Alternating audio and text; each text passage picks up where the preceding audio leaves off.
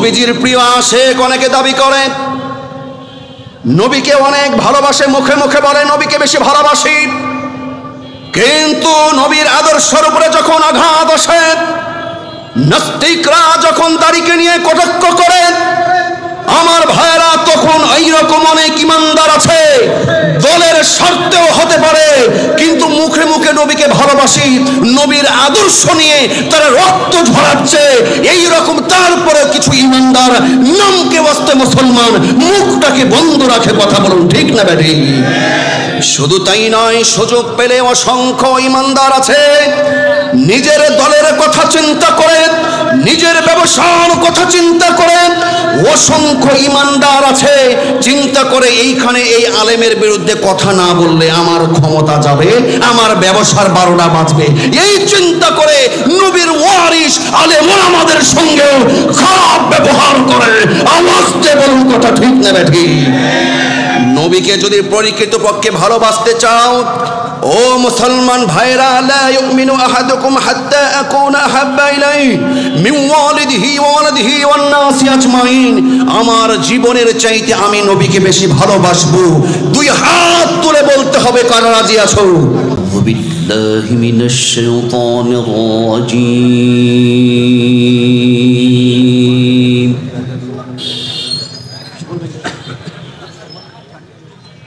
বিসমিল্লাহির রহমানির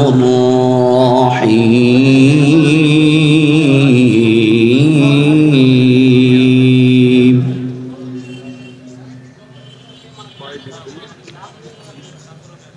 ইয়া আইয়ুহাল্লাযীনা আমানু أدلكم على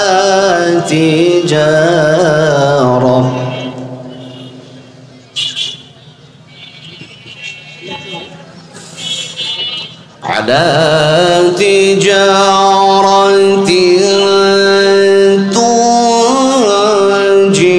تنجيكم من عذاب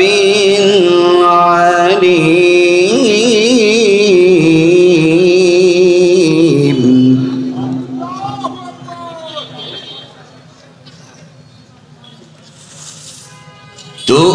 تؤمنون بالله ورسوله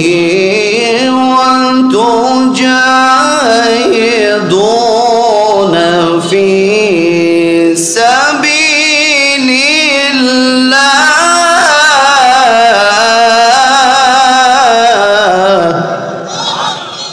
الله أكبر.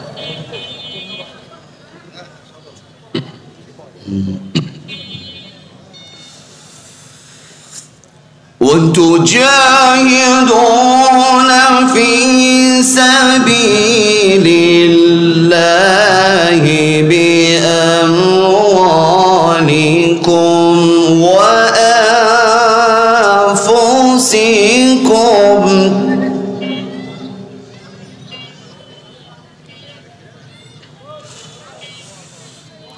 في سبيل الله بأموالكم وأنفسكم،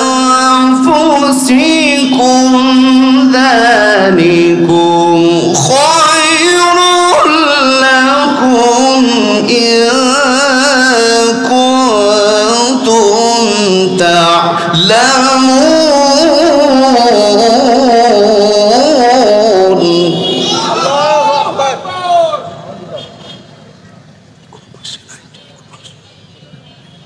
يغفر لكم ذنوبكم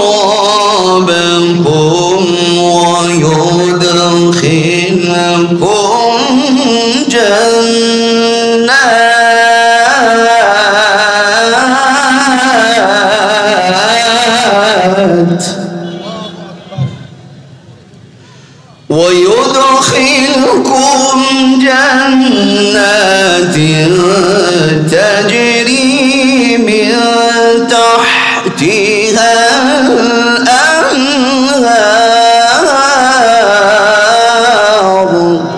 الله أكبر من تحتها الأنهار ومساكن طيبة في جنات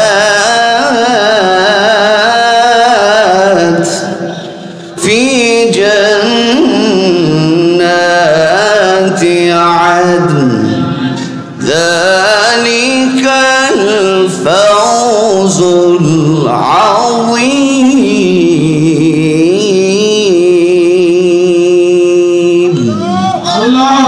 صدق الله العظيم. وقال النبي صلى الله عليه وسلم لا يؤمن أحدكم حتى أكون أحب إليه من والده وولده والناس أجمعين أو كما قال عليه الصلاة والسلام. وقال تعالى في شان حبيبه آمرا ومخبرا إن الله وملائكته يصلون على النبي يا أيها الذين آمنوا صلوا عليه وسلموا تسليما. রাজশাহী মহানগর কোট অঞ্চল কর্তৃক আয়োজিত আল ইহসান মানবিক ফাউন্ডেশন হরেগ্রাম বাজার রাজশাহীর উদ্যোগে আজকের এই বার্ষিক সকল রুহের মাগফিরাত কামনায় ওয়াজ ও দোয়া মাহফিলের সম্মানিত সুযোগ্য বিজ্ঞ অভিজ্ঞ মহতারাম সভাপতি হযরত মাওলানা গোলাম ফারুক সাহেব, আরও রয়েছেন আজকের এই মাহফিলের সম্মানিত সভাপতি আলহাজ মোহাম্মদ শহীদ আলম সাহেব, আহ্বায়ক হরেগ্রাম বাজার নিউ মার্কেট রাজশাহী। আমরা দোয়া করছি আল্লাহ সুবহানাহু ওয়া তাআলা তার প্রিয় গোলামদের হায়াতের মধ্যে ঈমান আমলের মধ্যে বারাকাত দান করুন। বারাকাল্লাহু ফি হায়াতি, আর একটু মহব্বতের সাথে পড়ি আমিন। আজকের মাহফিলের মাননীয় প্রধান অতিথি জনাব মোহাম্মদ মিজানুর রহমান মিনু ভাই, সাবেক এমপি রাজশাহী সদর 2 ও mayor Rajshahi city corporation Rajshahi. আজকের মাহফিলের মাননীয় প্রধান মেহমান অধ্যাপক ডাক্তার মোহাম্মদ জাহাঙ্গীর সাহেব, প্রতিষ্ঠাতা পরিচালক ইসলামী ব্যাংক মেডিকেল কলেজ রাজশাহী। আজকের মাহফিলের বিশেষ অতিথিবৃন্দ, আমন্ত্রিত হযরত ওলামে کرام, বিশেষ করে আপনারা জেনে থাকলে বলুন তো আজকের এই এত সুন্দর আয়োজন, আজকের এই মাহফিলের প্রধান আকর্ষণকে হইল একটু হাম্মি করছে, বলিটা কমাও। আজকের মাহফিলের প্রধান আকর্ষণকে আপনারা কেউ কেউ বলেছেন যে জাকির ভাই, এটা মহব্বত বা ভালোবাসার বহির প্রকাশ, ঠিক না ব্যাঠিক? তবে না, আমি আজকের মাহফিলের প্রধান আকর্ষণ নয়। আজকের এই এত সুন্দর আয়োজন, এত সুন্দর ডেকোরেশন, মাহফিলের প্রধান আকর্ষণ কে জানেন? আমি বলবো না আপনারা বলবেন? কেউ কেউ ভাবছে যে হয় হাফেজ কারি মাওলানা আফতাব ভাই, না হলে আমাদের জাকির ভাই, না হলে তো মিজানুর রহমান মিনু ভাই আছে, না হলে প্রধান মেহমান ডাক্তার জাহাঙ্গীর সাহেব আছে। কিন্তু না, আজকের এই মাহফিলের এত সুন্দর ডেকোরেশন, এত সুন্দর আয়োজন, আজকের এই মাহফিলের প্রধান আকর্ষণ হলেন আপনারা শ্রোতারা। কথা বলুন, ঠিক না বেঠিক? আপনারা যদি একজনও না আসতেন, কিসের জাকির ভাই আর কিসের প্রধান বক্তা, কিসের প্রধান অতিথি, আপনারা শ্রোতা যদি এখানে কেউ না আসতেন, আমরাও কেউ থাকতাম না, ঠিক না বেঠিক? প্রধান বক্তাকে বলতে, হুজুর আমরা চেষ্টা করেছি, মাইকিং করেছি, পোস্টার করেছি, ব্যানার টাঙিয়েছি, কেউ আসে নাই। হুজুর দাওয়াত দিয়েছি, প্রধান অতিথি প্রধান মেহমানকে বলতেন দাওয়াত দিয়েছি, কেউ আসে নাই, কি করবো, একটু ডাল ভাত খেয়ে বাড়ি চলে যান। আজকের মাহফিলের যিনারা প্রধান আকর্ষণ তিনারা হলেন, আচ্ছা তিনারা হলেন আপনারা। কথা বলুন ঠিক না ব্যাঠি? আমার সামনে যারা বসা আছেন কণ্ঠ উঁচু করে আমি একটু শুনতে চাই, ও মুসলমান, এই হরেগ্রাম কোর্ট বাজারে অসংখ্য আরো শত শত ব্যবসায়িক ভাইয়েরা আছে, বিজনেসম্যানরা আছে, সবাই কিন্তু এই প্যান্ডেলের সামনে আসার বসার এখনো পর্যন্ত সৌভাগ্য অর্জন করতে পারে নাই। আসতে বলুন ঠিক না ব্যাঠি? আর একটু আসতে বলুন ঠিক না ব্যাঠি? আচ্ছা এবার বলুন, আমরা যারা প্যান্ডেলের এখানে আসতে পেরেছি, বসতে পেরেছি, আমাদেরকে যিনি নিয়ে এসে বসিয়েছেন একটু আসতে বলবেন তিনি কে? ওই আল্লাহর নাম আরেকটু মহব্বতের সাথে নেওয়া যাবে না? তিনি কে? আরো মহব্বতের সাথে বলুন আল্লাহ। আরো মহব্বতের দুই হাত তুলে বলুন আল্লাহ। আমাদেরকে আজকে যিনি নিয়ে এসেছেন তিনি কে? আল্লাহ। তাহলে আসুন হৃদয়ের সবটুকু আবেগ অনুভূতি ভালোবাসা উজাড় করে দিয়ে সেই মহান রব্বুল আলামিনের দরবারে কৃতজ্ঞতা প্রকাশ করছি, শুকরিয়া আদায় করছি যে আল্লাহ পাক আমাদেরকে দল মত নির্বিশেষে একত্রিত করেছেন। হৃদয়ের সবটুকু আবেগ অনুভূতি ভালোবাসা উজাড় করে দিয়ে শুকরিয়া তান আদায় করছি। আবারও একযোগে বলে উঠছি আলহামদুলিল্লাহ। এটা কি খুশির আলহামদুলিল্লাহ বললেন না বেজারের আলহামদুলিল্লাহ? আমি তো বুঝলাম না। এটা খুশির আলহামদুলিল্লাহ? খুশির আওয়াজ কি এইরকম মরা মানুষের মতন হয়? আমার তো মনে হলো যে আমি বোধহয় এই হরেগ্রাম গোরস্থান মাঠে তাফসির করছি। আচ্ছা খুশির আওয়াজ এত মৃদু হয় না একটু মহব্বতের সাথে জোরে হয়? ঠিক না ব্যাঠিক? মেহেরবানিকে আমি অনুরোধ করব ভলেন্টিয়ার ভাইরা সহ আশেপাশে যখন কেউ আলোচনা করবে সাইড টক কেউ করবেন না, সাইড টক সাইড থেকে কেউ কথা বলবো না। ঠিক না ব্যাঠিক? এতে করে আলোচনার ব্যাঘাত ঘটে। শুনুন দরদির আমার, আনন্দ এবং খুশির বহিঃপ্রকাশটা কেমন ঘটে উদাহরণটা আমি এইভাবে দিতে চাই। আপনারা সাক্ষী আছেন, যখন আমাদের এই কোট অঞ্চলের দিগন্ত প্রসারীর খেলা যখন রাজশাহী জেলা স্টেডিয়ামে হয়, দিগন্ত প্রসারী ক্লাবের সঙ্গে এলাইট ক্লাবের সঙ্গে খেলা ধরেন। 90 মিনিটের খেলা। কত মিনিটের? 89 মিনিট হয়ে গেছে, কোন দল এখনো গোলের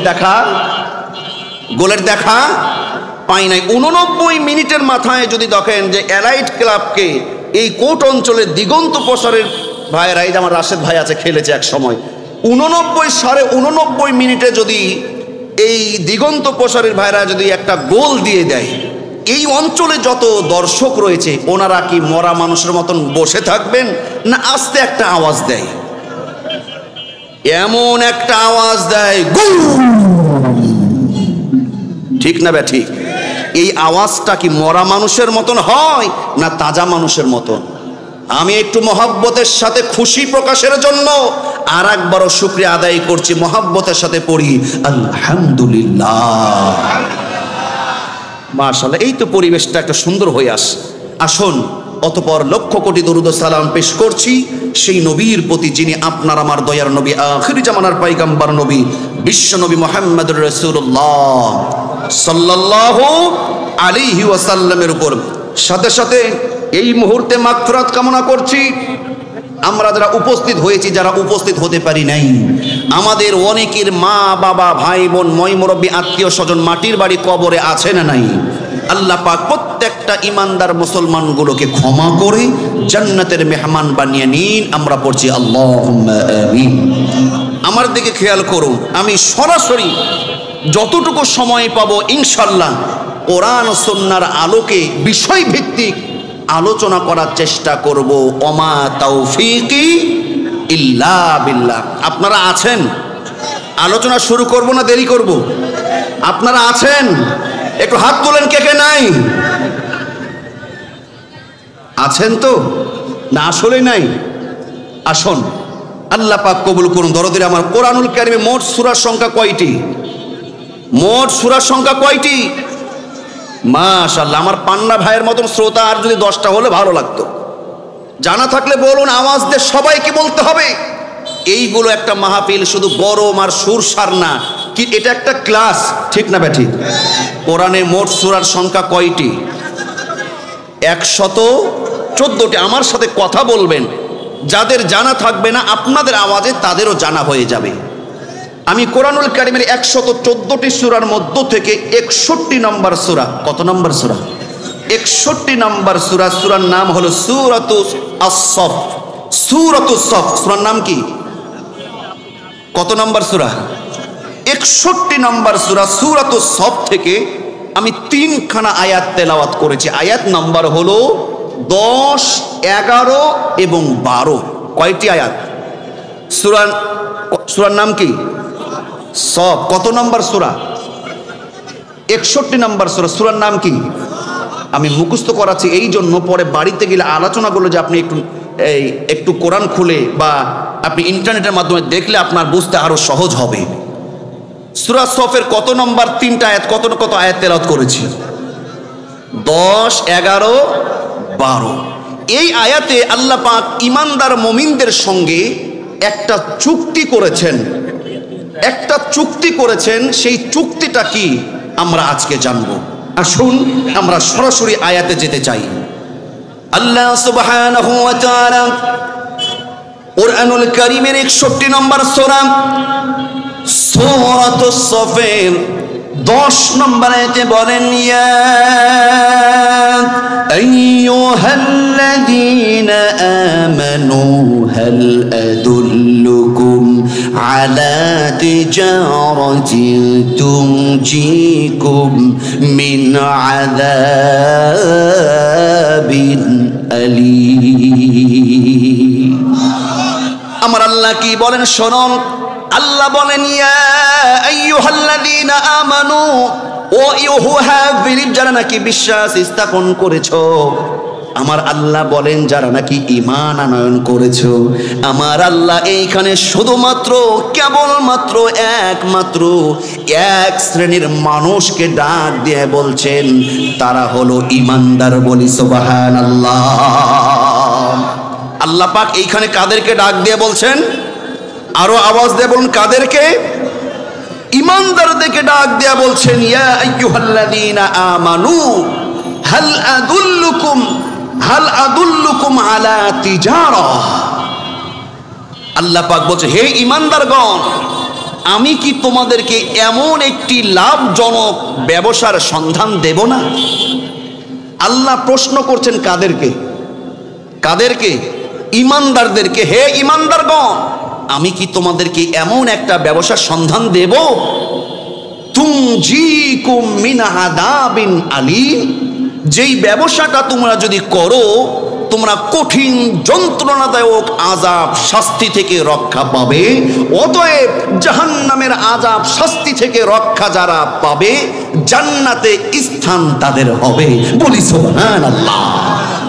আমরা জান্নাতে যেতে চাই কি চাই না? জান্নাতে যেতে চাই কি চাই না? তাহলে জান্নাতে যেতে চাইলে ব্যবসা করতে হবে একজনের সাথে। কার সাথে? আল্লাহ পাক এইখানে বলছেন একটা ব্যবসার সন্ধান আমি তোমাদেরকে দেব না। প্রশ্ন করছেন, আমরা বলতে চাই অবশ্যই আল্লাহ তুমি দাও। এখন অনেকে মনে মনে ভাবছেন যে হুজুর আপনি তো বাজার মসজিদের ইমাম, এইখানে তো বিভিন্ন বিজনেসম্যান আছে, কেউ কাপড়ের ব্যবসা করে, কেউ বিস্কিটের ব্যবসা করে, বিভিন্ন জন বিভিন্ন ব্যবসা করে। আপনি কোন ব্যবসার যে কথা বলবেন, কার পক্ষ যে আপনি নেবেন আল্লাহই ভালো জানে। আমার ভাইরা, এবার আসুন, আমার আল্লাহ এইখানে যে একটা ব্যবসার কথা বলেছেন, এটা সাধারণ কোনো ব্যবসা নয়, এটা দুনিয়াবি কোনো ব্যবসা নয়। আল্লাহ পাক এমন একটা ব্যবসার কথা বলছেন, ব্যবসার এই চুক্তি ঈমানদারদের সঙ্গে করছেন। খেয়াল করবেন, এই ব্যবসার পুঁজি হলো, এই ব্যবসার পুঁজি হলো, খেয়াল করবেন, এই ব্যবসার পুঁজি হলো ঈমান, আনুগত্য এবং জান মাল আল্লাহর জন্য উৎসর্গ করা। আর এই ব্যবসার ফলাফল হলো সরাসরি জান্নাত। বলি না সুবহানাল্লাহ। তাহলে আমরা এই ব্যবসাটা আল্লাহর সাথে করতে চাই কি চাই না? আল্লাহ সুবহানাহু ওয়া তাআলা তিনি বলেন, বান্দারা এমন একটি ব্যবসার সন্ধান তোমাদেরকে কি আমি দেব না, তুনজিকুম মিন আযাবিন আলীম, যেই ব্যবসাটা বান্দা আমি আল্লাহর সঙ্গে যদি তোমরা করতে পারো, তোমাদেরকে জাহান্নামের কঠিন আযাব থেকে রক্ষা করা হবে, বলি সুবহানাল্লাহ। এবার আসুন ব্যবসাটা কি? এই ব্যবসা শর্ত হলো তিনটি। আল্লাহ সুবহানাহু ওয়া তাআলা সূরা সফের এবার 11 নম্বর আয়াতে বলছেন, তুমিনুনা বিল্লাহি ওয়া রাসূলিহি ওয়া তুজাহিদুনা ফি সাবিলিল্লাহ।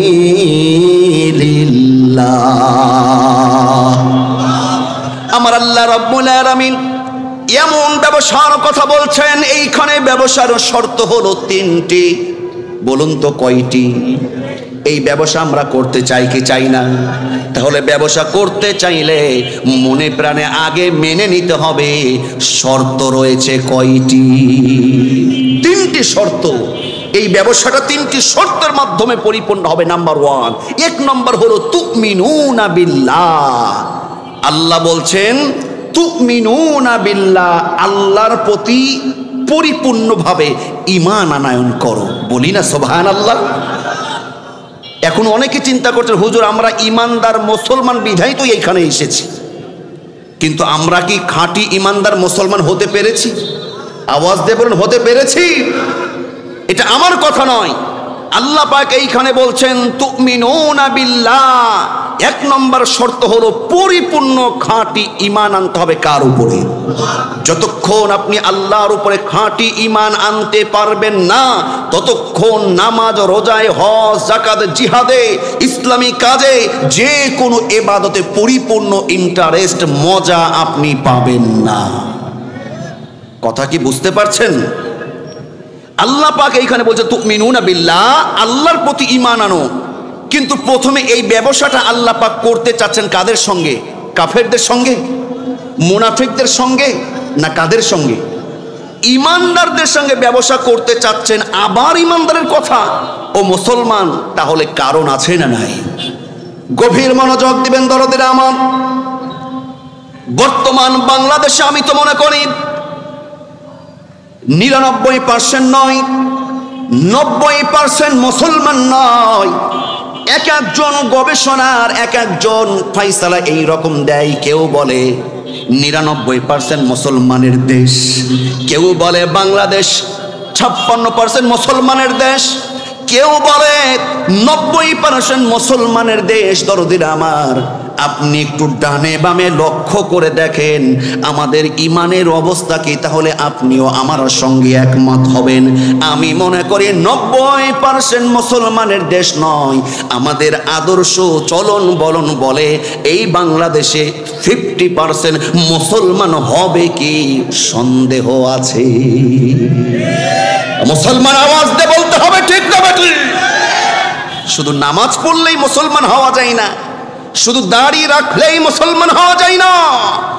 যদি দাড়ি রাখলেই বড় ইমানদার মুসলমান হতো, তবে আপনার আমার চাইতে রবীন্দ্রনাথের ঠাকুর আর ওর দাড়ি আরো মেলা বড়। শুধু দাড়ি থাকলেই, শুধুমাত্র লম্বা জুব্বা পরলেই, শুধুমাত্র ইমাম সাহেব হলেই খাঁটি ইমানদার মুসলমান হওয়া যায় না। দরদির আমার, ঈমান হলো এমন একটি গুরুত্বপূর্ণ বিষয়, এটা হলো মনের বিশ্বাস এবং প্রকাশে বহির প্রকাশ এবং আল্লাহ রাসূলের আনুগত্য। এটা আমলের মাধ্যমে বহির প্রকাশ ঘটাতে হবে। কথা বলুন, ঠিক না বেঠিক?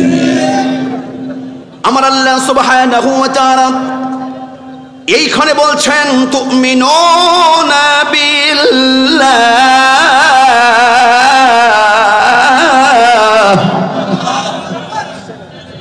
ব্যবসার 1 নম্বর শর্ত হলো দরদির আমার, আপনার পরিপূর্ণ বিশ্বাস থাকবে। বলুন তো কার উপরে? এবার একটু মিলিয়ে নেবেন, আমার দিকে খেয়াল করুন। আমাদের সবার আল্লাহর উপরে ঈমান আছে, কিন্তু আমরা সুবিধাবাদী মুসলমান।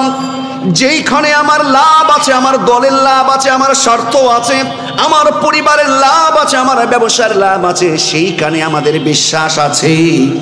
কিন্তু যখনই আমরা দেখি এইখানে যদি একটু এদিক সেদিক না করি তাহলে তো দুনিয়াতে চলা যাবে না। সুবিধাবাদী মুসলমানরা মুখে বলে ইমানদার, এরা দেখবেন মসজিদেও যায়, আবার সুযোগ পেলে মন্দিরে গিয়েও কিলকিল করে কিলাই আছে না নাই? আল্লাহ পাক অন্য আয়াতে বলছেন ইয়া আইয়ুহাল্লাযীনা আমানু আমিনু বিল্লাহ। আল্লাহ পাক অন্য জায়গায় বলছেন হে ঈমানদারগণ, হে ঈমানদারগণ, ইয়া আইয়ুহাল্লাযীনা আমানু আমিনু। আল্লাহ বলছে ঈমানদারগণ আবার ঈমান আনো বিল্লাহি ওয়া রাসূলি। তাফসীরে ইকরামরা বলেছেন যে আল্লাহ পাক ঈমানদারদেরকে আবার ঈমান আনার কথা কেন বললেন, তার কারণ হলো ঈমান আমরা প্রথমে একবার কালেমা পড়ে ঈমান এনেছি, এটা হলো প্রাথমিক ঈমান। অনেকে নাম রেখে দিয়েছে আব্দুর রহমান। আব্দুর রহমান কেন? সে ইমানদার। বাপ হাজী সাহেব, নাম আব্দুর রহমান, নাম রহমত আলী, নাম বরকতুল্লাহ, কিন্তু যত কাজ করে গাজাবতুল্লাহ, যত কাজ করে অন্যায়ের। এরকম ইমানদার মুসলমান আছে না নাই? আমরা হলাম সুন্নতে খাতনা আগা কাটা মুসলমান। আমরা হলাম রবীন্দ্রনাথ ঠাকুরের মতন অসংখ্য মুসলমান আছে শুধু দাড়ি ছেড়ে ঘুরে বেড়ায়, ইসলামের আংশিক কিছুই তার কাছে খুঁজে পাওয়া যায় না। নামের সঙ্গে কাজের মিল নাই। আওয়াজ দিয়ে বলতে হবে কথা, ঠিক না বেঠি? ওই যে বলেন, আমি মাঝে মধ্যে উদাহরণ দিই, নাম হলো খোকা মিয়া, 95 বয়সের বুড়া। নাম কি? খোকা মিয়া, 95 বয়সের বুড়া। নাম হলো আতর আলী, এর দুর্গন্ধর যারা গাছে ভিড়া যায় না। নাম কি? আতর আলী। আবার দেখবেন বাপরে বাপ নাম ফকির মিয়া, ওরে বাপরে বাপ 10 তলা বাড়ি, কিন্তু নাম ফকির। নামের সাথে কাজে মিল নাই। এইরকম আছে না নাই? আমরা ইমানদার হতে চাইলে পরিপূর্ণ খাঁটি ইমানদার হওয়ার দরকার আছে না নাই? দরদিরা আমার শুনুন, আমাদের সমাজে আমাদের মধ্যে এইখানে যারা বসে আছেন আল্লাহর কাছে তারা খাঁটি ইমানদার, খাঁটি মুসলমান তারা কারা? শুনুন, কোরআনুল কারীমের 2 নম্বর সূরা সূরাতুল বাকারা। সূরার নাম কি? সূরাতুল বাকারার আল্লাহ পাক প্রথম দিকেই তিনি বলেছেন, শুরুর দিকেই আল্লাহ পাক তিনি বলেছেন 3 নম্বর আয়াতে, আল্লাযীনা ইউমিনুনা বিল গায়বি ওয়া ইউকিমুনাস সালাত ওয়া মিম্মা রাযাকনাহুম ইউনফিকুন। আল্লাহু আকবার। 2 নম্বর সূরা সূরাতুল বাকারা আল্লাহ সুবহানাহু ওয়া তাআলা প্রথমের দিকে আমরা আল্লাহ পাক ইমানদার বিশ্বাসীদের, মুমিনদের, খাঁটি সফল মুমিনদের 5টা বৈশিষ্ট্যের কথা বলেছেন। কয়টা? 1 নম্বর হলো আল্লাযীনা ইউমিনুনা বিল গায়ব। 1 নম্বর হলো অদৃশ্যের প্রতি বিশ্বাস রাখা। আল্লাযীনা ইউমিনুনা বিল গায়ব ওয়া ইউকিমুনাস সালাত। 2 নম্বর হলো সালাত কায়েম করা। ও মিম্মা রাযাকনাহুম ইউনফিকুন। 3 নম্বর হলো আমার আল্লাহ বলেন, বান্দারে তোমাদেরকে আমি যা রিজিক দিয়েছি এটা আল্লাহর রাস্তায় ব্যয় করা। বলি সুবহানাল্লাহ। কথা বলবেন না মেহেরবানি করে? ডানে বামে কেউ কথা বলবেন, আমার দিক খেয়াল করুন। আলোচনা কি বুঝছেন ইনশাআল্লাহ? সূরা বাকারার প্রথমের দিকে আল্লাহ পাক সফল বিশ্বাসী ইমানদার মুমিনদের কয়টা গুণের কথা বলেছেন? আরো জোরে, জোর হলো না? 5টি। 1 নম্বর হলো অদৃশ্যের উপরে বিশ্বাস। আমাদের আছে না নাই? অদৃশ্যের উপরে বিশ্বাস। আমরা আল্লাহকে দেখেছি, বিশ্বাস আছে না নাই? আমরা কবরের অবস্থা দেখেছি, জান্নাত জাহান্নামের অবস্থা আমরা দেখেছি। দরদির আমার 2 নম্বর হলো ওয়া ইউকিমুনাস সালাত, সালাত কায়েম করা। 3 নম্বর আল্লাহ পাক যে রিজিক দিয়েছেন দ্বীনের রাস্তায় আল্লাহর জন্য দান সদকা করা। এটা 3টা হলো। আল্লাহ রাব্বুল আলামিন তারপরে বলেন والذين يؤمنون بالغيب والذين يؤمنون بما أنزل إليك وما أنزل من قبلك وبالآخرة هم يوقنون। ইমানের বিষয়ে তারা সত্যবাদী, তারাই খাঁটি। আল্লাহ বলেন তারাই হলো সফল 4 নম্বর হলো নবীর উপরে যা নাজিল হয়েছে এবং পূর্ববর্তীদের উপরে যা নাজিল হয়েছে এর উপরে বিশ্বাস যারা রাখে, ওয়াবিল আখিরাতি হুম ইউকিনুন, এবং আখিরাতের উপরে যারা বিশ্বাস রাখে, এই 5টা বিশ্বাস যাদের আছে আল্লাহ বলেন উলাইকা আলা হুদাম মির রাব্বিহিম ওয়া উলাইকা হুমুল মুফলিহুন।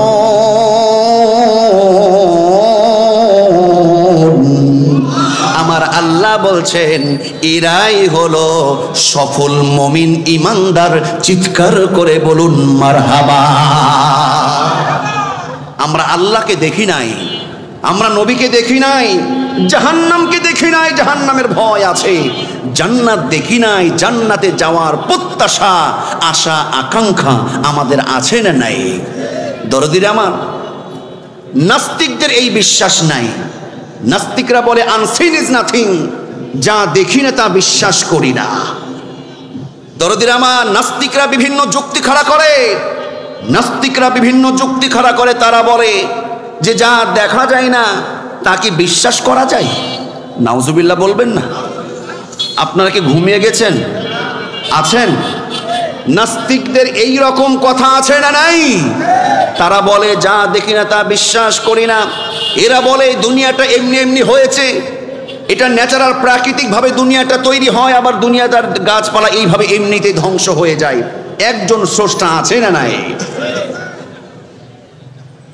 দরদির আমার, হানাফি মাযহাবের প্রতিষ্ঠাতা ইমামে আযম আবু হানিফা, একটু ফনটন করছে, একটু ঠিক করো, ফনটন করছে সাউন্ডটা। ইমামে আযম আবু হানিফা রাহমাতুল্লাহ আলাইহির জামানায় এক পণ্ডিত, এক নাস্তিক এই রকম 3টা প্রশ্ন ছুড়ে দিয়েছিল। নাস্তিক প্রশ্ন ছুড়েছিল আস্তিকদের উপরে, অর্থাৎ বেঈমান প্রশ্ন ছুড়েছিল ইমানদারদের উপরে। বলেছিল যে এই মুসলমানরা এরা হলো ভুয়া, এরা বানোয়াট, এরা যে ইমান ইমান করে, কবর হাসর জান্নাত জাহান্নাম করে, এইগুলো সব ভুয়া, যা দেখা যায় না তা বিশ্বাস করি না। এই রকম একজন নাস্তিক 3টা প্রশ্ন ছুড়ে দিয়েছিল যে আমার 3টা প্রশ্ন, এই 3টা প্রশ্নের অ্যান্সার যে দিতে পারবে আমি আর নাস্তিক থাকবো না, আমিও ইমানদার হয়ে যাব। কয়টা প্রশ্ন? বিশাল একটা কনফারেন্স, বিশাল একটা কনফারেন্সে সেই নাস্তিক বলছিল আমার 3টা প্রশ্ন। 1 নম্বর প্রশ্ন, এই নাস্তিকের 3টা প্রশ্ন, যেটা 1 নম্বর প্রশ্ন সে করেছিল যে প্রত্যেকটা জিনিসের একজন আবিষ্কারক আছে না নাই? আছে না? এই মাইকটা কোনো না কোনো ইঞ্জিনিয়ার বানিয়েছে, আমরা যে টুপি পরেছি এটা কেউ বানিয়েছে, এই প্যান্ডেল, এই তিরপাল, যত কিছু রয়েছে সব কিছুর পিছনে একজন আবিষ্কারক আছে না নাই? আরো আওয়াজ দেব না, আছে না নাই? ধরেন ধরে ধরে আসেন, মোটরসাইকেল ধরে আসেন, ধরে আসেন। দরদির আমার শুনুন, নাস্তিকের প্রশ্ন কয়টা? 1 নম্বর প্রশ্ন যে সব কিছুরই তো আবিষ্কারক আছে। আল্লাহ যদি মুসলমানরা বলে আল্লাহ সব কিছু আবিষ্কার করেছে, এর প্রশ্ন 1 নম্বর হলো তাহলে আল্লাহকে আবিষ্কার করলো কে? নাউজুবিল্লাহ বলবেন না? নাউজুবিল্লাহ বলেন। মানে নাস্তিকের 1 নম্বর প্রশ্ন হলো, যুক্তি হলো, দেখবেন যারা নিজেকে বড় পণ্ডিত মনে করে এরা কোরআন হাদিস বাদ দিয়ে খালি যুক্তিতে আসে, এই রকম আছে না নাই? এই যুক্তিবিদ বলছে যে আল্লাহকে তাহলে কে তৈরি করলো? 1 নম্বর প্রশ্ন, উত্তরটা দিতে হবে। যদি দিতে পারো মুসলমানরা, তাহলে আমিও আস্তিক হয়ে যাব, আমিও আস্তিক ইমানদার হয়ে যাব। 2 নম্বর আমার প্রশ্ন হলো, আমি এইটা জানতে চাই যে এই মুহূর্তে তোমাদের আল্লাহ কি করছে বলো দেখি। আল্লাহ আল্লাহ যে করো, আল্লাহ আছে, এই বিশ্বাস আমাদের আছে না নাই? তো এই মুহূর্তে তোমার আল্লাহ কি করছে? কয়টা গেল প্রশ্ন? 3 নম্বর প্রশ্ন হলো, নাস্তিক বলছে আমার 3 নম্বর প্রশ্ন হলো যে এই কথাতে বলছে যে যা দেখা যায় না, যা দেখা যায় না তা বিশ্বাস করব কেমনে, এর একটা যুক্তি দাও। 3 নম্বর প্রশ্ন কি? যা দেখা যায় না তা বিশ্বাস করব কেন? জান্নাত আমরা দেখেছি, জাহান্নাম আমরা দেখেছি, কবরের অবস্থা আমরা দেখেছি। ও মুসলমান, বিশ্বাস ইমান আছে না নাই? গভীর মনোযোগ দিবেন। নাস্তিক বলেন আস্তিকদের কাছে, ইমানদারদের কাছে নাস্তিকের তিনটা প্রশ্ন। কে আছো? প্রশ্নের উত্তর দাও। কনফারেন্সে মুসলমানরা, ইমানদাররা চিন্তায় পড়ে গেছে, এর অ্যান্সার কে দেবে, কে দেবে? কেউ দিতে পারে না, সকলে নিশ্চুপ হয়ে গেছে। এক পর্যায়ে দরদিরা আমার বলা বলি করছে, ও নাস্তিক ভাই, তোমার প্রশ্নের উত্তর দেবে, তবে থামো থামো, আমাদের একজন আছে।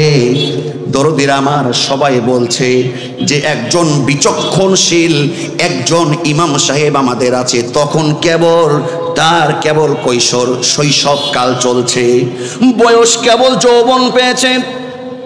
ইমামে আজম আবু হানিফা রাহমাতুল্লাহ আলাইহির পূর্ব নাম হলো নোমান বিন সাবিত। নাম কি? নোমান বিন সাবিত। সে এখনো কিন্তু সেই রকম পরিপূর্ণ আলেম এখনো হয় নাই, কেবল ছাত্র। সকলে বলছে নোমান বিন সাবিতকে খবর দেওয়া হোক।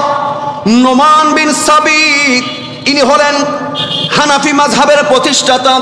ইমামে আজম আবু হানিফা রাহমাতুল্লাহ আলাইহির পূর্ব নাম নোমান বিন সাবিতকে ডাকা হলো। বলছে, ও নোমান বিন সাবিত, এই নাস্তিকের বাচ্চা নাস্তিক তো আমাদেরকে বেকায়দায় ফেলেছে। কি বেকায়দা? সে বলেছে এই তিনটা প্রশ্নের উত্তর ইমানদাররা, মুসলমানরা দিতে পারবে না। এক নম্বর হলো আল্লাহকে কে সৃষ্টি করেছে, আল্লাহর আগে কে আছে? দুই নম্বর হলো আল্লাহ এই মুহূর্তে কি করছে? আর তিন নম্বর নাস্তিকের প্রশ্ন হলো যা দেখা যায় না, আল্লাহকে দেখি না, সেটা বিশ্বাস করি না। অতএব এই তিনটা অ্যান্সার যদি কোনো আস্তিক দিতে পারে, নাস্তিক চ্যালেঞ্জ ছুড়ে দিয়েছে, সে ইমানদার হয়ে যাবে। নোমান বিন সাবিত বলছে, তোমরা নাস্তিককে ভালো করে আটকাও, নাস্তিককে ধরো, এর তিনটা অ্যান্সার আমি দিয়ে দিব সুবহানাল্লাহ।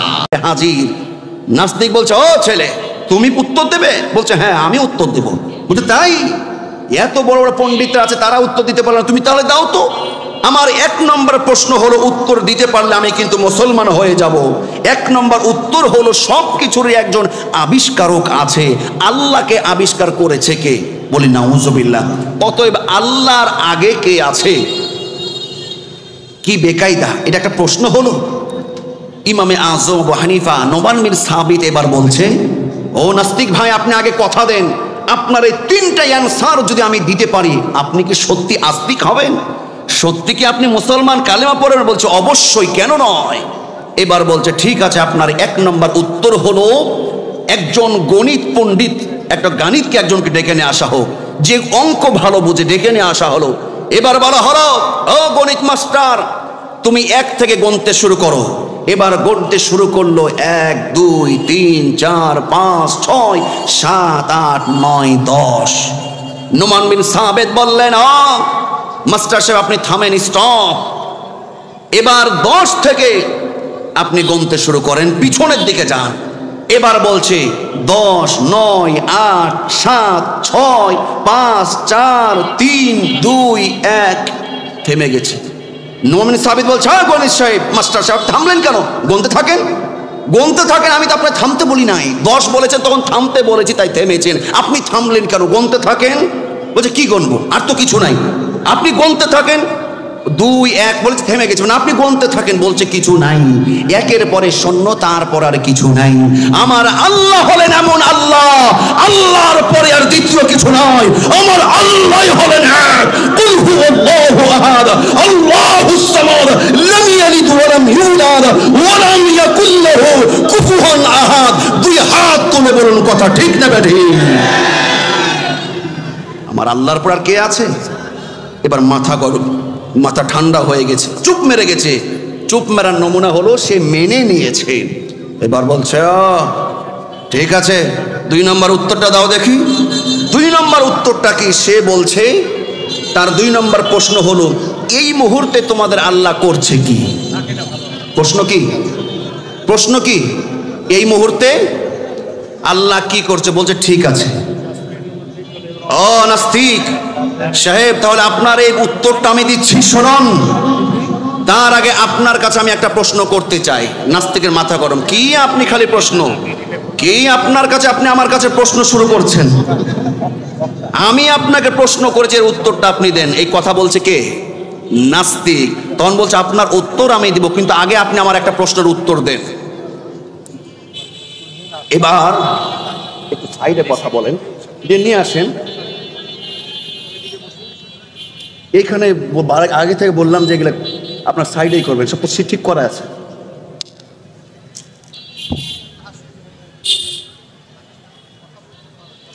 দরদের আমার কথা কি বোঝা যায়? কথা কি চালিয়ে যাব না শেষ করব? চালিয়ে যাব। নাস্তিকের কয় নম্বর প্রশ্ন? 2 নম্বর প্রশ্ন। নাস্তিক বলছে যে বলো এই মুহূর্তে তোমার আল্লাহ করছে কি? নোমান বিন সাবিত ইমামে আযম হানিফা বলছে তোমার প্রশ্নের উত্তর দেওয়ার আগে আমার আগে প্রশ্নের উত্তর দাও। আমার প্রশ্নের উত্তর হলো, ও নাস্তিক ভাই বলো তো, যে প্রশ্ন করে সে শ্রেষ্ঠ না যে উত্তর দেয় সে শ্রেষ্ঠ? বলছে নিঃসন্দেহে উত্তর দেওয়া তো বড় কঠিন, যে উত্তর দেয় সেই কোশ্চিন করার চাইতে শ্রেষ্ঠ, ঠিক না ব্যাঠি?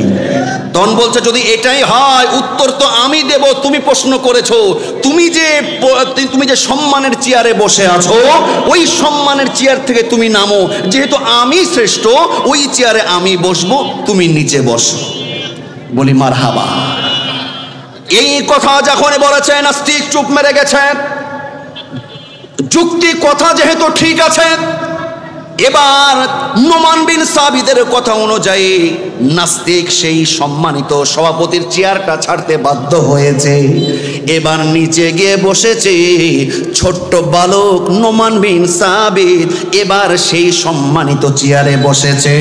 এবার নিচ থেকে নাস্তিক বলে, ও নোমান বিন সাবিত বলো বলো বলো বলো দেখি তো, এবার তুমি বলো তোমার আল্লাহ এই মুহূর্তে কি করছে?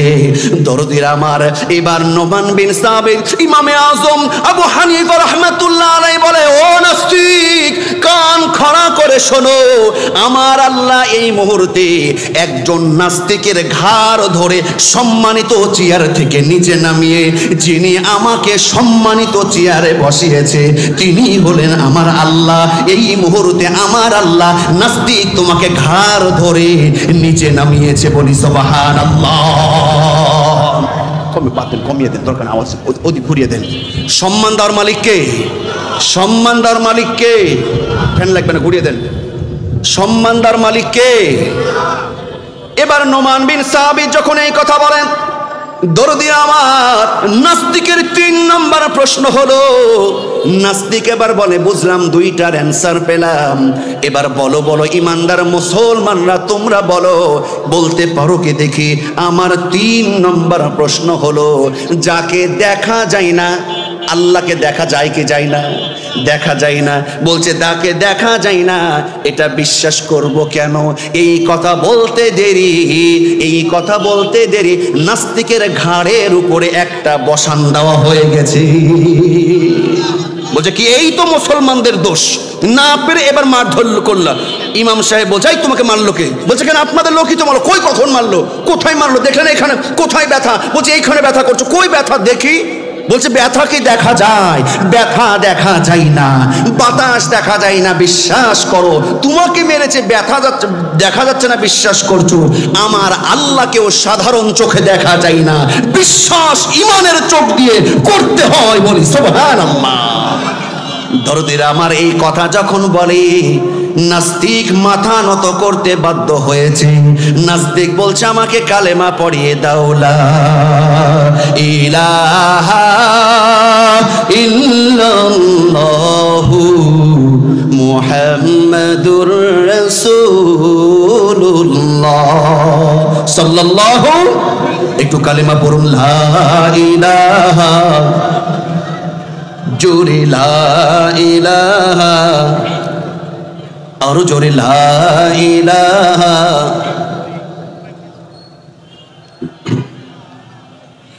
সুবহানাল্লাহ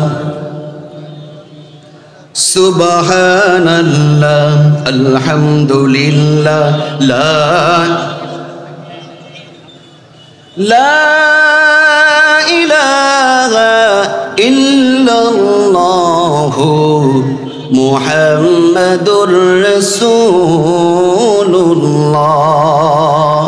সাল্লাল্লাহু আলাইহি ওয়াসাল্লাম। দরদির আমার, আল্লাহ পাক ইমানদারদের সঙ্গে যে ব্যবসা করতে চান, ব্যবসার আমি প্রথমে বলেছিলাম ব্যবসার শর্ত কয়টি, আরো জোরে কয়টি ব্যবসার শর্ত? আমার দিকে খেয়াল করুন। 1 নম্বর হলো বিল্লাহি, আল্লাহর প্রতি তুমিনুনা বিল্লাহ, আল্লাহর প্রতি ঈমান। 2 নম্বর শর্ত হলো তুমিনুনা বিল্লাহি ওয়া রাসূলি। 2 নম্বর শর্ত হলো শুধু আল্লাহর প্রতি ঈমান থাকলেই হবে না, দরদির আমার আল্লাহর রসুলের প্রতিও পরিপূর্ণ ঈমান থাকার দরকার আছে না নাই? নবীর প্রতি ঈমান শুধু মুখে মুখে নয়, নবীর প্রতি ঈমানের অর্থ হলো নবীকে পূর্ণ মডেল মানতে হবে, নবীর আনুগত্য করতে হবে। আল্লাহ সুবহানাহু ওয়া তাআলা বলেন, মান ইউতি'আর রাসূল ফাকাদ আতা আল্লাহ। যে আল্লাহর নবীর আনুগত্য করে, আমার আল্লাহ বলছেন সে যেন আমি আল্লাহরই আনুগত্য করলো, বলি সুবহানাল্লাহ।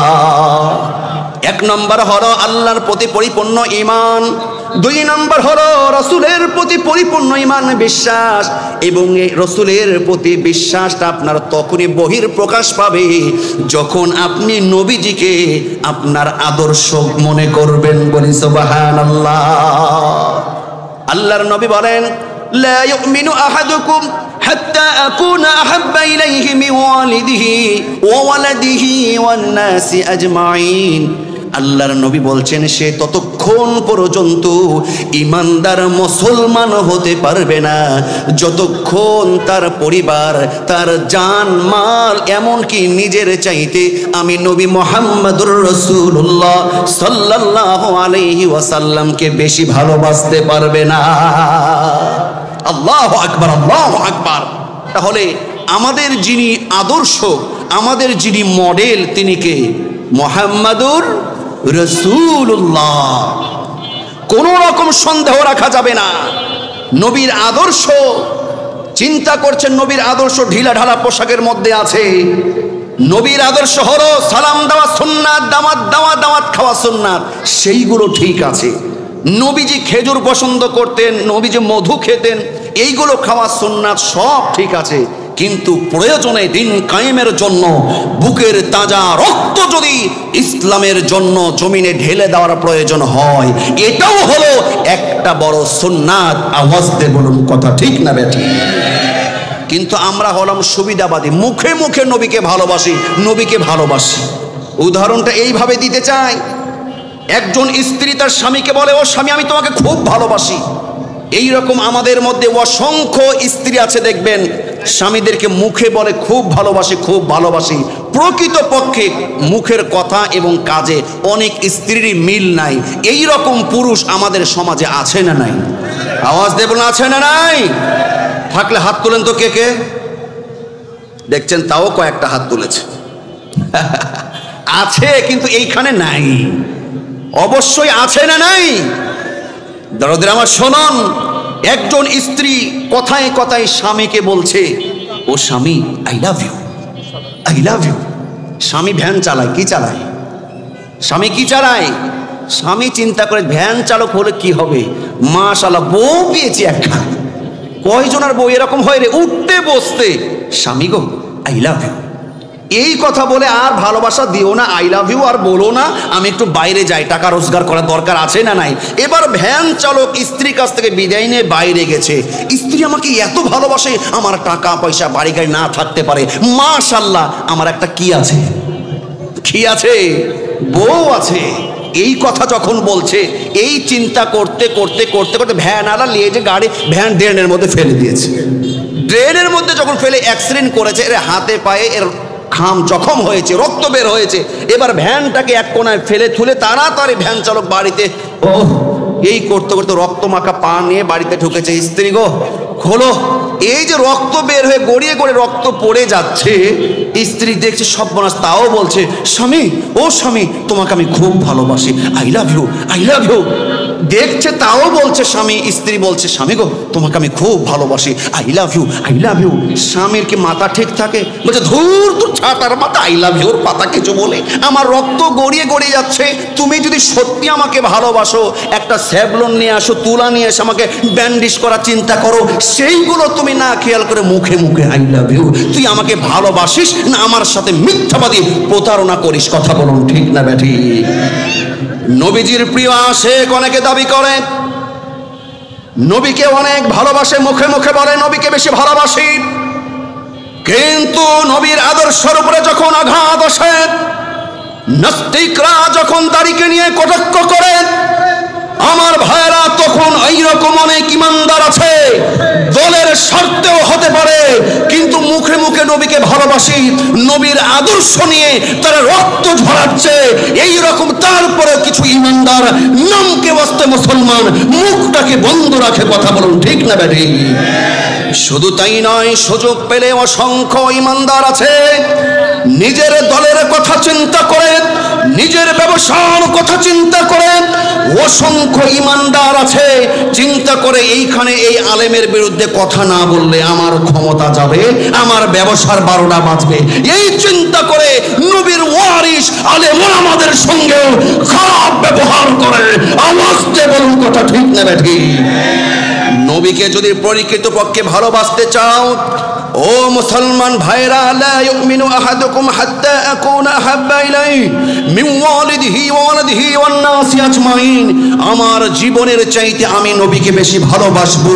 দুই হাত তুলে বলতে হবে কারা রাজি আছো? দুই হাত তুলে বলুন লিল্লাহি তাকবীর। আল্লাহ তুমি কবুল করো। আমি বলছি রাখ, আমি বলছি রাখ, মাইক রাখ। মাশাআল্লাহ, হাত নামান, হাত নামান। লিল্লাহি তাকবীর, লিল্লাহি তাকবীর।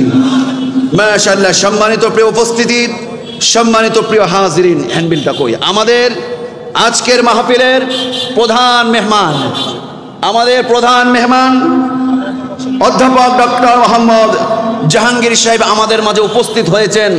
আর একজন বিশেষ অতিথি জনাব মোহাম্মদ কামরুজ্জামান সোহেল ভাই আমাদের মাঝে উপস্থিত হয়েছেন। আরও অনেক বিশেষ অতিথি মঞ্চে উপস্থিত হয়েছেন। আমার সুযোগ্য মামা ব্যবস্থাপনা পরিচালক লাইফ সাইন ল্যাবের আমার মামা আলমগীর সাহেব এবং রফিকুল ইসলাম রানা মামা উপস্থিত হয়েছেন। আর অসংখ্য বিশেষ অতিথি উপস্থিত হয়েছেন। আমি মাহফিল কমিটির পক্ষ থেকে মোবারকবাদ এবং সালাম জানাচ্ছি।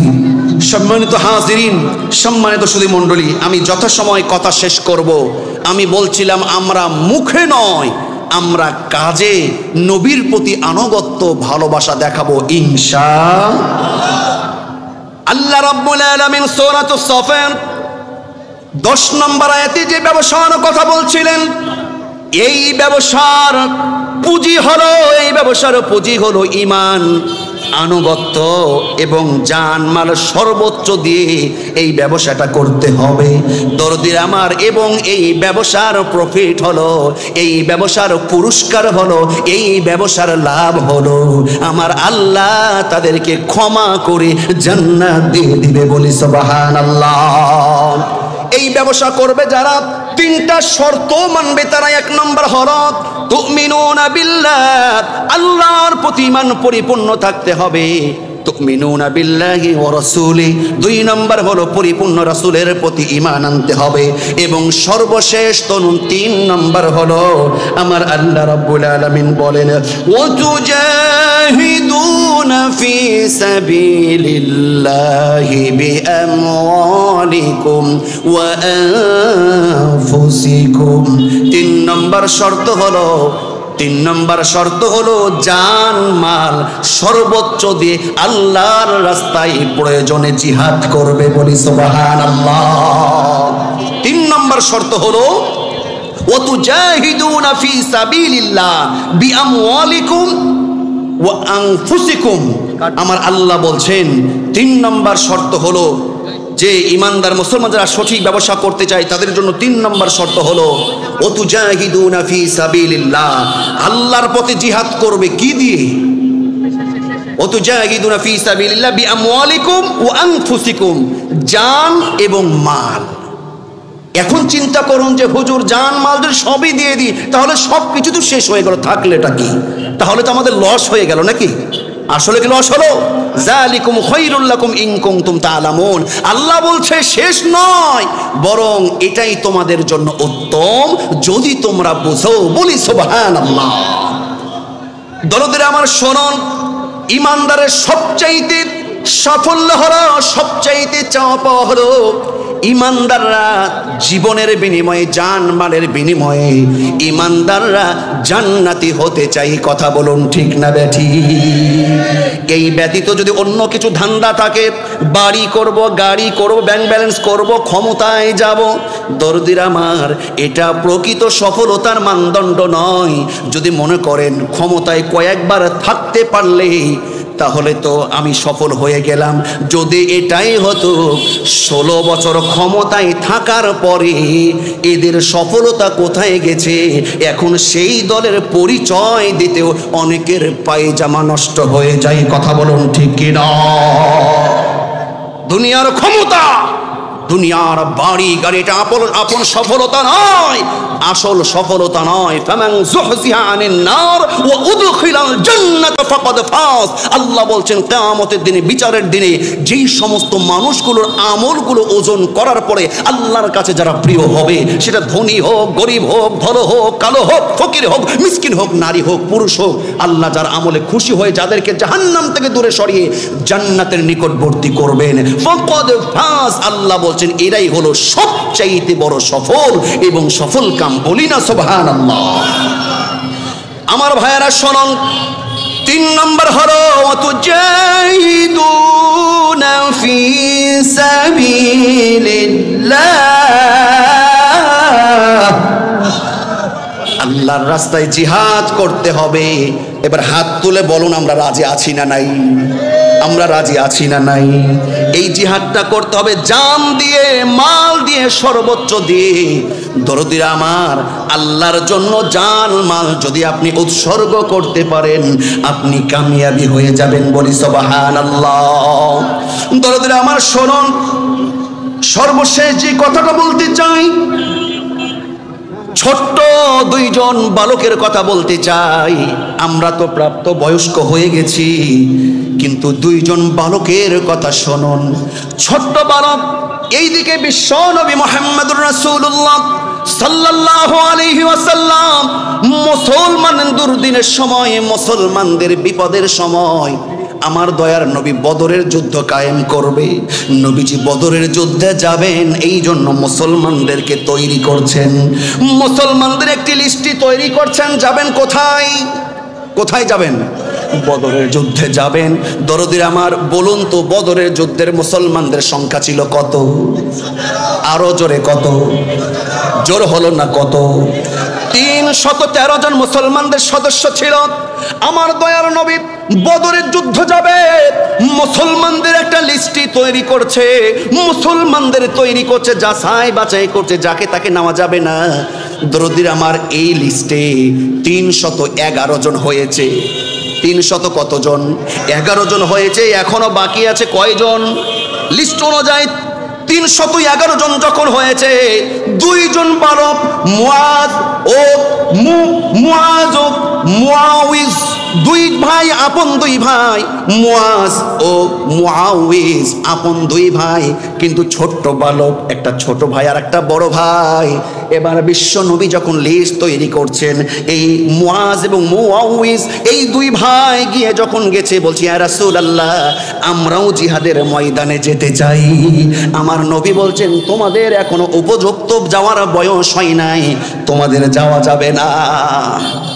বলছে যাওয়া যাবে না, তবে বড় ভাই যে আছো, মামা আসছে আসছে, আচ্ছা আসলে আমাকে বলুন। দরদের আমার শোনন, 2 ভাই, ছোট বয়স, 2 জন বালক। আল্লাহ নয় বলছে তোমাদের বয়স এখনো হয় নাই, তোমাদের শক্তি নাই। তোমার বড় ভাইকে নেওয়া যেতে পারে, তার একটু শক্তি আছে। এই মুআজ এবং মুআউইজ 2 ভাই। এবার বলছে বড় ভাই বলছে আমার অনেক শক্তি, হুজুর আমাকে নেন। এই কথা যখন বলছে, আল্লাহর নবী বলছে ঠিক আছে বড় ভাই তোমাকে নেওয়া যেতে পারে, ছোটটাকে নেওয়া যাবে। মন খারাপ, ছোট ভাইয়ের মন খারাপ। এবার ছোট ভাই বলছে ইয়া রাসূলুল্লাহ, ইয়া হাবিবাল্লাহ, নবী গো, ওই শুধু লম্বাই বড়, ওর শুধু বডি বড়, অনেকে এরকম আছে, ওর শুধু লম্বাই বড়, বডি বড়, কিন্তু ওর শক্তি নাই। নবী, আমি ছোট ভাই হতে পারি, কিন্তু বড় ভাইয়ের চাইতে আমার গায়ে শক্তি বেশি। নবীজি বলো কি, তাই নাকি? ছোট ভাই বলছে, হ্যাঁ নবীজি, আপনি ট্রাই করে দেখেন, আমাদের মধ্যে লাগান, কুস্তি লাগান, মারামারি লাগান। বলছে তাই রাজি আছো? বলছে হ্যাঁ। ছোট ভাইয়েরই তেজ বেশি। যাবে কোথায়? কোথায় যাবে? অনেকে ভাবছে লন্ডনে, বোধহয় সিঙ্গাপুরে, থাইল্যান্ড, ইংল্যান্ডে নয়, যাবে কোথায়? জিহাদের ময়দানে, বদরের যুদ্ধে। আমার ভাইয়েরা, এবার ছোট ভাই বলছে, নবী আপনি কুস্তি খেলে লাগান না, দেখছি বড়টা আমার সাথে পারে কিনা। আল্লাহু আকবার, আল্লাহু আকবার। এবার দুই ভাইয়ের মধ্যে যখন নবীজি কুস্তি লাগিয়ে দিয়েছে, নবীজিও মজার নবী ছিলেন, আমার নয় দূতদের নবী। তাদের উদ্দীপনা, তাদের এই আগ্রহটা নবীজি খুশি হয়ে গেছে, বলছে লাগো দেখি, তোমরা দুই ভাই লাগো। আমার ভাইয়েরা কুস্তি যখন লাগে, ছোট ভাইকে তুলে একবারে নিচে ফেলে বড় ভাই ছোট ভাইয়ের বুকের উপরে চেপে ধরেছে। তার কারণ বড় ভাইয়েরও জিহাদের ময়দানে যাওয়ার ইন্টারেস্ট আছে না নাই? ছোট ভাই যখন নিচে, ছোট ভাই তাকিয়ে একটা চোখ টিপ মেরে দিয়েছে, ও বড় ভাই, আমিও জানি, তুমিও জানো, আমি বিশ্বাস করি নিঃসন্দেহে তোমার শক্তি বেশি, এটা তো সত্য কথা, কিন্তু ভাই তুমি আমি একসাথে খাই, একসাথে গোসল করি, একসাথে খেলাধুলা করি, ও ভাই তুমি একা কেমনে যাবা? আমাকে নিয়ে চলো। বড় ভাই গো, তুমি একটু হালকা হও, একটু ছেড়ে দাও, অভিনয় করো, নাটক করো, আমি তোমার উপরে উঠতে চাই। এই কথা বলে বড় ভাই বুঝে নিয়েছে, ছোট ভাই বড় ভাইকে এবার উল্টে ফেলে উপরে বড় ভাই উঠে বসেছে। আমার দয়ার নবী এই দৃশ্য দেখে হেসে দিয়েছে, বলি সুবহানাল্লাহ। আমার দয়ার নবী দুইজনকে, মুআজ এবং মুআউইজ, দুইজনকে জিহাদের জন্য নিযুক্ত করলেন। 311 জন, আর এই দুইজন হয়ে গেল কত? 313 জনকে নিয়ে বদরের যুদ্ধ চলে যাওয়া হলো। নবীজির একজন জলিলুল কদর সাহাবী আব্দুর রহমান বিন আউফ, আব্দুর রহমান বিন আউফ সামনের সারিতে, সামনের কাতারে দাঁড়িয়ে আব্দুর রহমান বিন আউফ বলে, আমার ডানে এবং বামে দেখলাম দুইজন ছোট বালক হাঁটাহাঁটি করছে। চিন্তা করছে, কে রে আমার পাশে বড় শক্তিশালী বা কেউ জিহাদি লোক থাকবে, এই দুইটা আবার কে? উনি একটু কেমন ইতস্ত বোধ করছে। তার কারণ হলো ছোট ছোট, এই পারে একজন, ওই পারে একজন, খালি কেমন কেন উচ্ছ্বাস করছে। একটু পরে একদিক থেকে ছোট ভাই এক গুতা মেরেছে আব্দুর রহমান আউফকে, এক গুতা মেরে বলছে, ও চাচা, ও চাচা। বলছে কি হলো? বলছে চাচা গো, আপনি কি আবু জেহেলকে চিনেন? বলছে আবু জেহেলকে তোমার হবে কি? বলছে আমার দরকার। বলছে আরে বাপরে বাপ, যে সাইজ। এই দিক থেকে বড় ভাই এক গুতা, বলছে চাচা আপনি কি আবু জেহেলকে চেনেন? তোমাদের আবু জেহেল চেনেন? কাম কি? বলছে হ্যাঁ অবশ্যই চিনি, আমাদের কাম আছে, আমরা দুই ভাই ছোট হতে পারি, কিন্তু ওই আবু জেহেল থাকবে না হয় আমরা থাকবো, এটা ফাইসালা যতক্ষণ হবে না ততক্ষণ বদরের ময়দান থেকে আমরা দুই ভাই যাব না।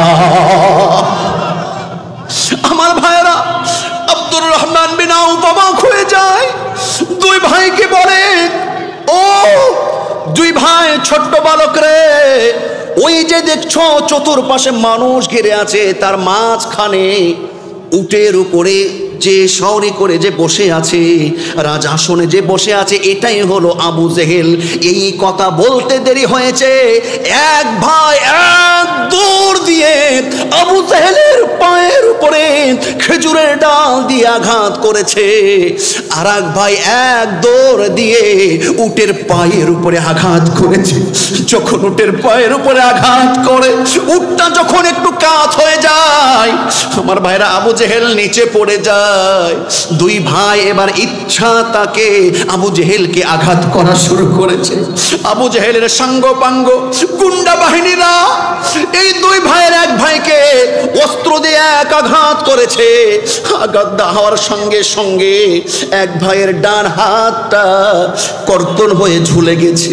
আমার ভাইরা শুধু ডান হাতটা যখন পড়ে গেছে, বাম হাত দিয়ে আঘাত করতেই আছে।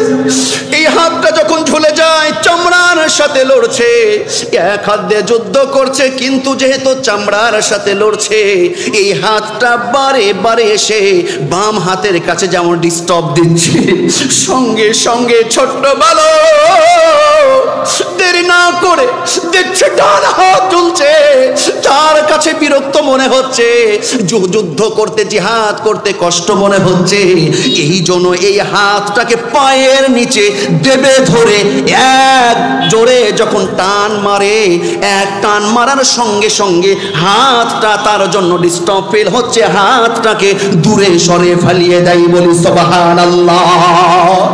যুদ্ধ করতে থাকে এইভাবে, এই দুইজন ভাই আঘাত করতে করতে, মুআজ এবং মাওয়াইজ এই দুই ভাই আঘাত করতে করতে আবু জেহেলকে দুনিয়া থেকে বিদায় করেছে। বলি সুবহানাল্লাহ। আবু জেহেলের শক্তি কম ছিল না বেশি ছিল? আওয়াজ দিয়ে বলুন, কম ছিল না বেশি ছিল? আবু জেহেলের শক্তি বেশি ছিল, কিন্তু ছোট্ট দুই ভাই নমরুদকে নাম শুনেছেন? নমরুদের শক্তি ক্ষমতা কম ছিল না বেশি ছিল? আর আওয়াজ দিয়ে বলুন, কম ছিল না বেশি ছিল? কিন্তু নমরুদকে সাইজ করতে আল্লাহর কি বড় কোনো কামান অস্ত্র কোনো বাঘ ভাল্লুক লেগেছে? কি দিয়ে তাকে দুনিয়া থেকে বিদায় করেছে? শুধু মশা না, এই মশা সুস্থ না অসুস্থ? অসুস্থ ন্যাংড়া মশা দিয়ে আল্লাহ পাক এই নমরুদকেও সাইজ করেছে।